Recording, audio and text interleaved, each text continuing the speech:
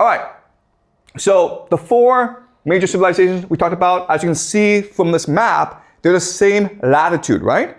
China's over here, again, because of the Himalayas, they're blocked from the rest of the world, okay? But these 3 areas, Egypt, Mesopotamia, and the Indus Valley, you can see how close they are to each other and how they can easily access each other through the sea, right? And once they're able to access each other, they can then access other parts of the world as well. So right from the beginning, guys, it's really important, Western society was integrated through trade, through communication. And so the ideas, the people were always in exchange with each other. Okay, so you cannot understand the development of Egypt in isolation from Mesopotamia and the Indus Valley. Okay, they will all influence each other.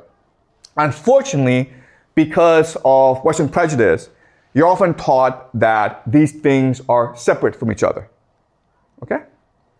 But they existed in dialogue with each other. All right. So the cradle of civilization is the Middle East. Why? Because of the Fertile Crescent, okay? So Sumer is where we consider the cradle of civilization. Because as I mentioned to you, it is the center of all global trade. It's where all civilizations meet. But as you can also see, it's also extremely fertile, okay? So this has historically been the wealthiest part of the world. Strategically, it's the most important part of the world, and it's still true even today, okay? That's why you have all these wars in the Middle East. That's why America is so supportive of Israel.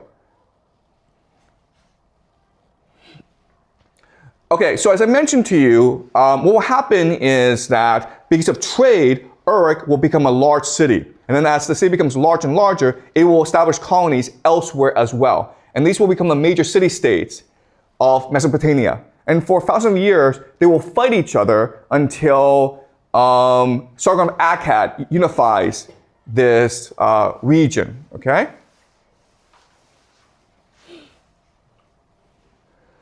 Sumer is impressive.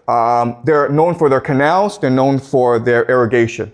And again, scholars are sort of mesmerized by how they're able to do this. But one thing that you learn in this class is that when humans come together for religious purposes, they're capable of doing amazing stuff. These are zaggurats, they're temples. Okay? And these zaggurats were the center of their civilization.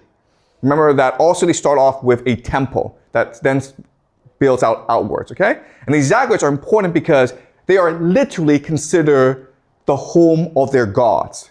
And these places are sacred. So only priests are allowed to go inside it. People can deliver gifts to the gods through the priests. But the people themselves are not allowed to interact with the priests. And that's how the priests are able to keep control over the cities, okay? And the priests themselves are considered servants of the gods.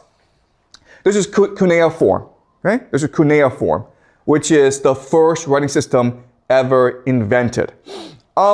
What's interesting about this is how they did this. So what they did was this. They just took clay from the riverbeds, okay?